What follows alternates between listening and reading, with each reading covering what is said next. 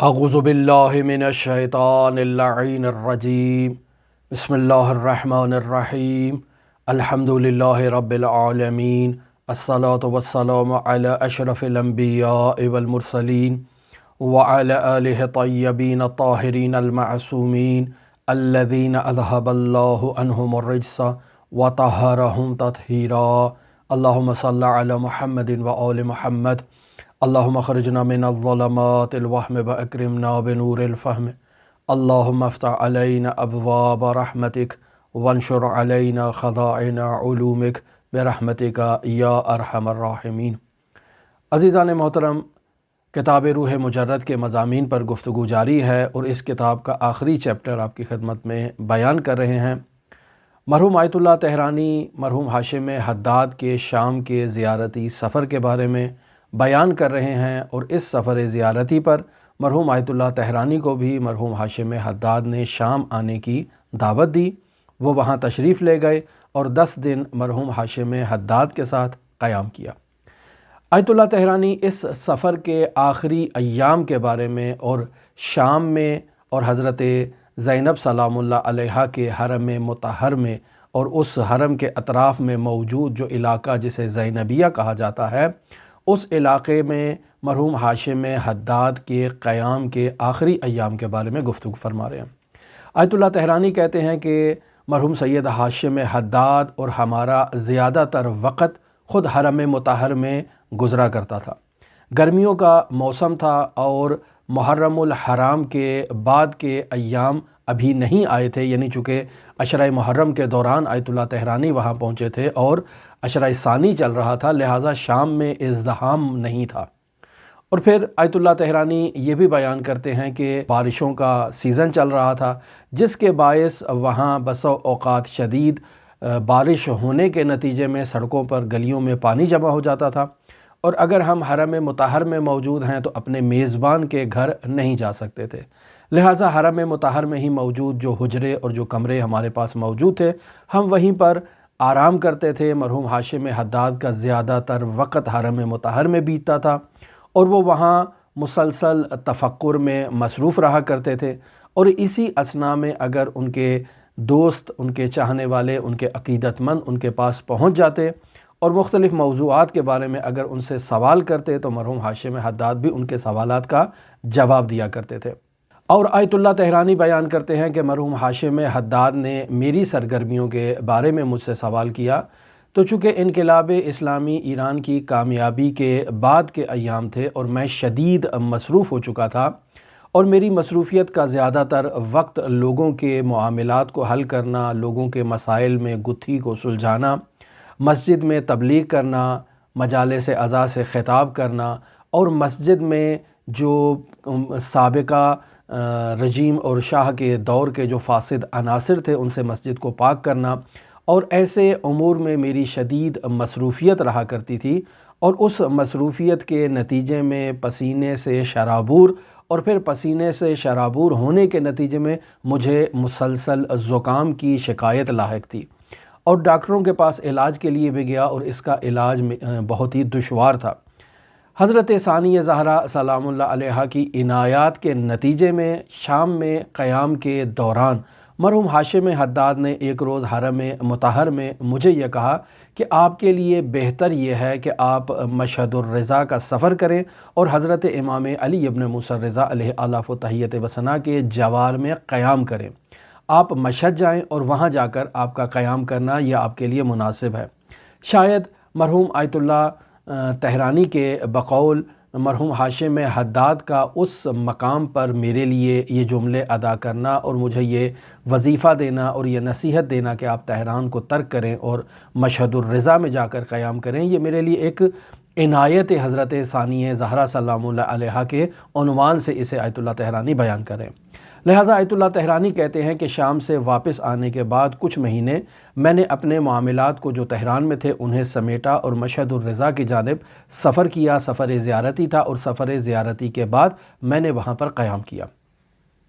اب آیت اللہ طہرانی یہاں بیان کر رہے ہیں کہ میرے بڑے فرزند یعنی آیت اللہ محمد صادق طہرانی جو اس وقت آیت اللہ نہیں تھے، تو سید محمد صادق طہرانی 14 محرم کو شام سے بائی ایئر تہران کی طرف تشریف لے آتے ہیں اور تہران چلے جاتے ہیں۔ مرحوم ہاشم حداد نے 17 محرم کی ٹکٹ کروائی ہوئی تھی کہ وہ شام سے کربلا تشریف لے جائیں گے، اور میں نے مرحوم ہاشم حداد سے اگلے روز یعنی 18 محرم الحرام کو صبح کی اذان سے کچھ گھنٹہ پہلے میں نے ٹکٹ کروائی تھی جو شام سے تہران کے لیے تھی۔ اب آیت اللہ تہرانی اس نقطے کی طرف اشارہ فرمانا چاہ رہے ہیں کہ مرحوم ہاشم حداد کے شام میں اور سیدہ زینب سلام اللہ علیہا میں قیام کے وہ آخری ایام ان کی کیا تفصیلات ہیں۔ مرحوم آیت اللہ تہرانی بیان کرتے ہیں کہ ان آخری دنوں میں چونکہ ہمارے فراق کا وقت تھا، مرحوم ہاشم حداد کی جو طبیعت تھی وہ منقلب تھی۔ راتوں کو وہ پہلے بھی نہیں سویا کرتے تھے، لیکن ان راتوں کو بھی وہ بیدار رہا کرتے تھے۔ کھانا تو پہلے بھی وہ نہیں کھایا کرتے تھے، لیکن بالخصوص ان ایام میں مزید ان کی خوراک کم ہو چکی تھی، ان کے چہرے کا رنگ تبدیل ہو چکا تھا اور غضب کے آثار ان کے چہرے پر نمودار تھے۔ کسی سے وہ گفتگو نہیں کیا کرتے تھے، مسلسل تفکر کی حالت میں وہ رہا کرتے تھے۔ اور آیت اللہ تہرانی اس نقطے کی طرف اشارہ کرنا چاہ رہے ہیں کہ جب ہم نے مرحوم ہاشم حداد سے خدا حافظی کی تو لوگوں نے بعد میں مجھے یہ بات بیان کی کہ آپ سے خدا حافظی کے بعد مرحوم ہاشم حداد کی کیفیت کچھ ایسے ہو جاتی ہے کہ وہ گویا کہ بیمار ہو جاتے ہیں۔ یعنی پچھلی مرتبہ جب بغداد سے مرحوم آیت اللہ تہرانی جدا ہوئے مرحوم ہاشم حداد سے، تو ان کے لیے نقل کیا جاتا ہے کہ وہ 1 ہفتہ بستر پر لیٹ گئے اور ان میں چلنے پھرنے کی طاقت اور سقت باقی نہیں رہی تھی، اور اس مدت میں کسی کو اجازت نہیں تھی کہ وہ مرحوم ہاشم حداد کے قریب جاتا۔ وہ کھانا نہیں کھاتے تھے اس مدت میں، چونکہ ان میں کھانے کو چبانے کی طاقت باقی نہیں رہی تھی، اور کھانا استعمال نہیں کیا کرتے تھے، اور کھانے کے اوقات میں ان کی فیملی ان کے لیے شربت یا کوئی سوپ یا کوئی ایسی لیکوڈ چیز ان کے لیے پہنچا دیا کرتے تھے، لے جایا کرتے تھے۔ اور چونکہ انہوں نے خود کہہ رکھا تھا کہ کوئی اس مدت میں مجھے آ کر مزاحمت ایجاد نہ کرے، مجھے اسی حالت میں برقرار رہنے دیا جائے، لہٰذا صرف کھانے کے اوقات میں ان کے لیے شربت اور کچھ لیکوڈ خوراک جو ہے وہ مہیا کر دی جاتی تھی۔ اب شام میں مرحوم آیت اللہ تہرانی سے ہاشم حداد کا فراق کا وقت ہے، اور یہ نہایت ہی دشوار وقت ہے مرحوم ہاشم حداد کے لیے۔ اور آیت اللہ تہرانی کہتے ہیں کہ چونکہ ہم نے پہلے سے طے کر رکھا تھا کہ ہم مرحوم ہاشم حداد سے خدا حافظی نہیں کریں گے، یعنی انہیں اطلاع دیے بغیر ایک دن سفر زیارتی پر حرم مطہر جائیں گے، اور پھر حرم مطہر سے ہی کاظمین، اور پھر کاظمین سے بغداد، اور بغداد سے بائی ایئر ایران آ جائیں گے، چونکہ ان سے خدا حافظی کرتے وقت ان کی طبیعت بہت زیادہ خراب ہو جاتی ہے۔ تو آیت اللہ تہرانی اس بات کی طرف اشارہ کرتے ہیں کہ مجھے اس کی وجہ نہیں معلوم ہو سکی ہے، یعنی نہ تو اس وقت مجھے معلوم ہوئی، نہ اس کے بعد مجھے اس تغییر و تبدل کی وجہ کا احساس ہوا، اور نہ ہی کسی دوسرے ساتھی نے اس بات کی طرف اشارہ کیا۔ لیکن عزیزان محترم، اگر اسی کتاب روح مجرد کے مضامین کا دقت سے مطالعہ کیا جائے اور بزرگان کے اور عرفاء کے حالات کا مطالعہ کیا جائے تو یہ بات حقیقت کے طور پر عیاں ہو جاتی ہے کہ در حقیقت اولیاء الہی ایک دوسرے سے شدید محبت رکھتے ہیں، اور جب اللہ کا ولی توحید کے بلند مقام پر پہنچتا ہے تو اس عالم توحید میں اسے خوشی اور غمی کی کیفیت کا احساس نہیں ہوتا، جو اس کتاب روح مجرد میں بھی بیان ہوا، جس پر بہت شدید اعتراضات مخالفین کی جانب سے کیے گئے اور بہت سی ایسی باتیں کی گئیں جو مناسب نہیں تھی۔ تو انسان جب توحید کے بلند ترین مقام پر فائز ہوتا ہے تو خوشی اور غمی کی کیفیت کو محسوس نہیں کرتا ہے، لیکن جب اپنے آخری سفر، اس اسفار اربعہ میں سے آخری سفر کو جب طے کرتا ہے اور اللہ تبارک و تعالیٰ کا جو توشہ ہے اس کو لے کر وہ دوبارہ عالم امکان کی طرف اور عالم خلق کی طرف بڑھتا ہے، تو اس وقت اس سالک کی کیفیت مختلف ہوتی ہے، اور وہ عام انسانوں کی طرح خوشی اور غمی کی کیفیات کا اظہار کرتا ہے، بلکہ عام افراد کی نسبت بھی تھوڑا شدید تر اس کی یہ کیفیت ہوا کرتی ہے۔ لہٰذا اللہ کا ولی ہے مرحوم ہاشم حداد، اور جدا ہو رہا ہے اللہ کے ایک مقرب بندے سے جو آیت اللہ محمد حسین حسینی طہرانی ہے، لہٰذا قلب میں ایک شدت سے جو محبت ان دونوں افراد کے درمیان ایجاد ہوئی ہے، اس محبت کے نتیجے میں مرحوم ہاشم حداد کی کیفیت جو ہے وہ دگرگون ہو جاتی ہے۔ لہٰذا آیت اللہ تہرانی کہتے ہیں کہ 17 محرم کا دن ہے اور ہمارا یہ آیت اللہ ہاشم حداد کا یہ آخری دن ہے سیدہ زینب سلام اللہ علیہا کے حرم مطہر میں۔ لہٰذا حرم مطہر سے ملحقہ کمروں میں ہمارے لیے دسترخوان بچھایا جاتا ہے، میزبان انواع و اقسام کی خوراک اور کھانے پینے کی چیزوں کو دسترخوان پر بچھاتے ہیں، لیکن مرحوم ہاشم حداد اس دسترخوان سے استفادہ نہیں کرتے۔ ان کے سامنے جو خشک روٹیاں موجود تھیں، جو چیزیں موجود تھیں، وہاں لوگوں کو دکھانے کے لیے اور ان کے احترام میں اٹھاتے تھے، ہونٹوں کے قریب لے جاتے تھے اور ایسے تظاہر کرتے تھے گویا کہ جیسے وہ کھانا کھا رہے ہیں، لیکن ان کی کیفیت میں واضح طور پر ان کے چہرے سے غضب کے آثار نمایاں تھے۔ ان کی آنکھیں سرخ تھیں اور آنکھوں میں آنسو جمع تھے، لیکن ابھی چھلک نہیں رہے تھے۔ ان کی یہ کیفیت ہمیشہ ان سے جب فراق ہوتا اور جدائی ہوتی یا خدا حافظی کا جب وقت آتا تو ہمیشہ ان کی ایسی ہی کیفیت ہوتی تھی، لیکن اس مرتبہ مرحوم ہاشم حداد کی کیفیت شدید تر تھی۔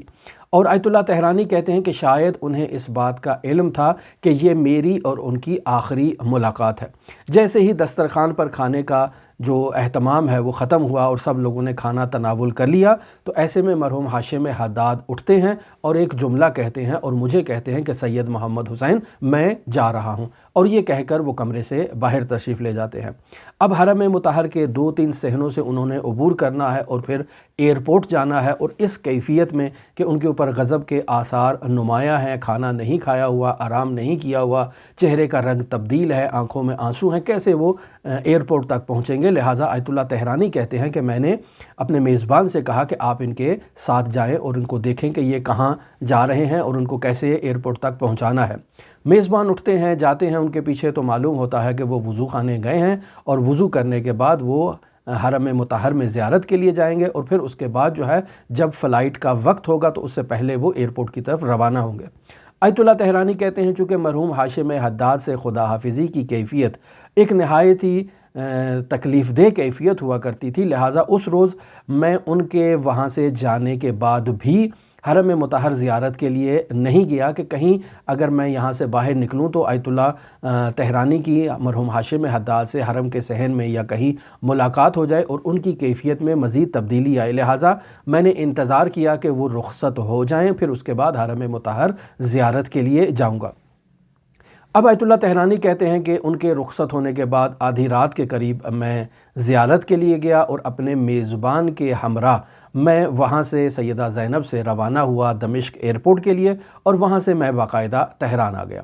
یہ ہے آیت اللہ تہرانی اور مرحوم ہاشم حداد کا شام کا سفر۔ اب اس کے بعد مرحوم آیت اللہ تہرانی بیان کرتے ہیں کہ مرحوم ہاشم حداد کے کربلا واپس جانے کے بعد ان کے انتقال کے وقت تک ان کی کیا کیفیت تھی، اور اس مدت کو وہ بیان کر رہے ہیں چونکہ مرحوم ہاشم حداد کا انتقال کربلا معلیٰ میں ہوا تھا۔ آیت اللہ تہرانی کہتے ہیں کہ 80 سال کی عمر میں 12 رمضان المبارک کو 1404 ہجری قمری کو مرحوم ہاشم حداد کا قبل از مغرب کربلا معلیٰ میں انتقال ہو جاتا ہے،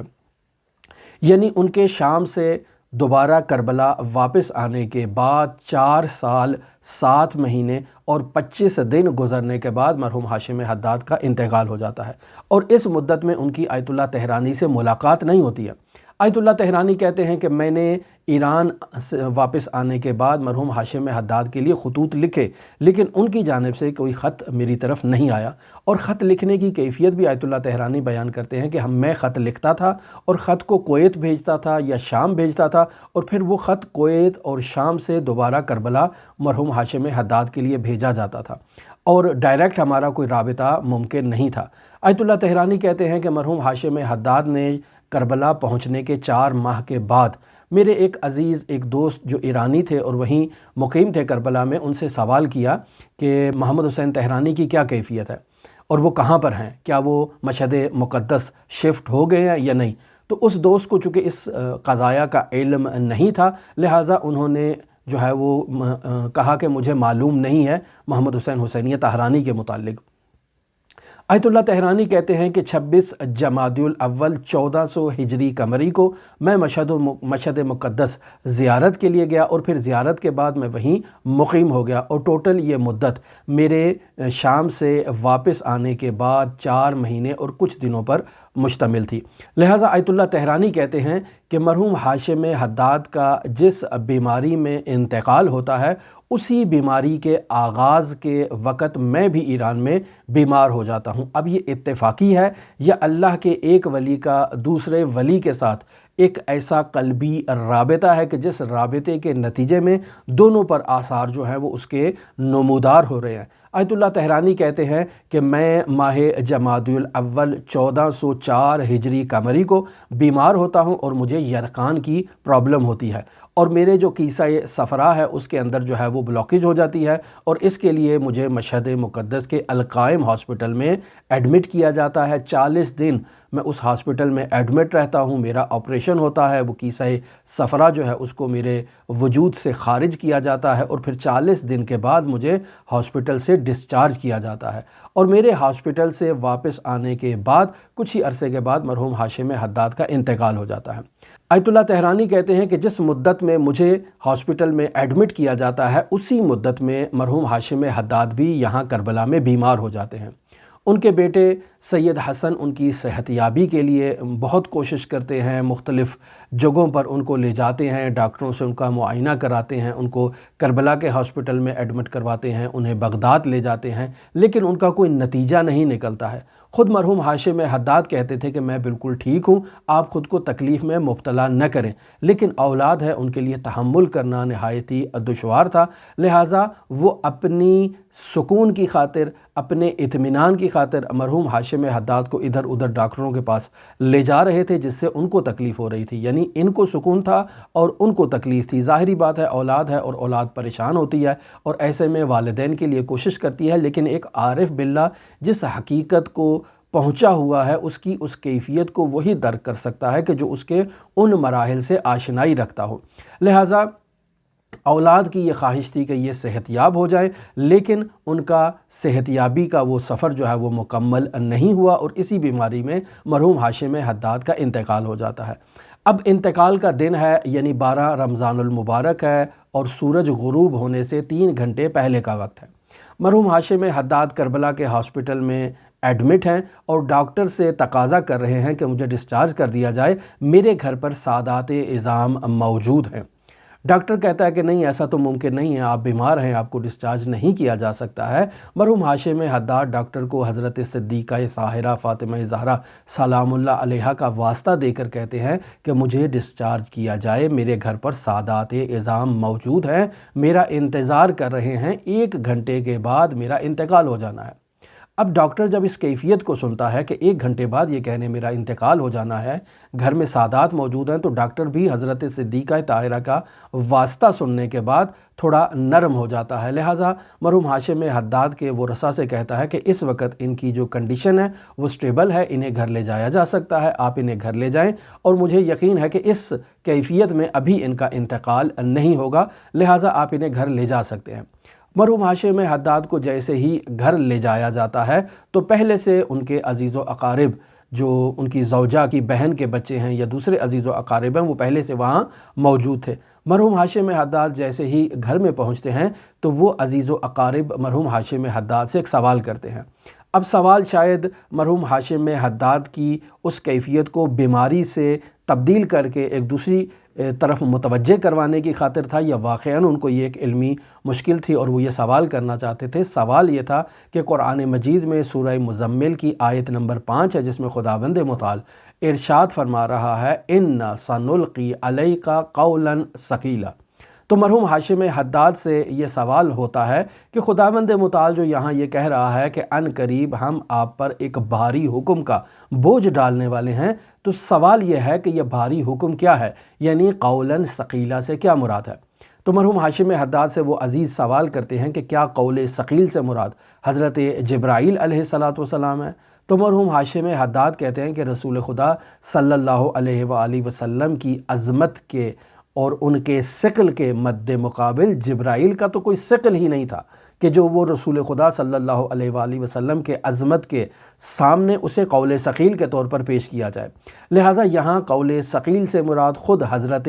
حق متعال ہے، خود ذات پروردگار ہے، لا ہوا الا ہوا مراد ہے۔ اور خود کلام الہی بھی اگر مراد لی جائے تو کلام الہی خود حضرت حق متعال سے جدا نہیں ہے۔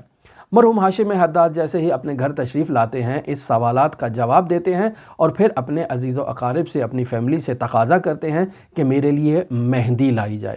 عراق میں اور ہمارے پاکستان میں برصغیر میں یہ رسم ہے کہ نوجوانوں کی جب شادی کی جاتی ہے تو ان کے ہاتھوں پر مہندی لگائی جاتی ہے۔ مرحوم ہاشم حداد بھی مہندی کا مطالبہ کرتے ہیں، اپنے ہاتھوں کے انگوٹھوں پر اور پیروں کے انگوٹھوں پر مہندی لگاتے ہیں اور خود کو ایک خالی کمرے میں لے جاتے ہیں، اپنے عزیز و اقارب سے کہتے ہیں کہ یہاں سے آپ لوگ باہر تشریف لے جائیں اور میں یہاں لیٹنا چاہتا ہوں، اور قبلہ رخ ہو کر وہ لیٹ جاتے ہیں۔ کچھ ہی دیر کے بعد جب ان کی فیملی کے افراد اس کمرے میں داخل ہوتے ہیں تو دیکھتے ہیں کہ مرحوم ہاشم حداد کا انتقال ہو چکا ہے۔ انا للہ و انا الیہ راجعون۔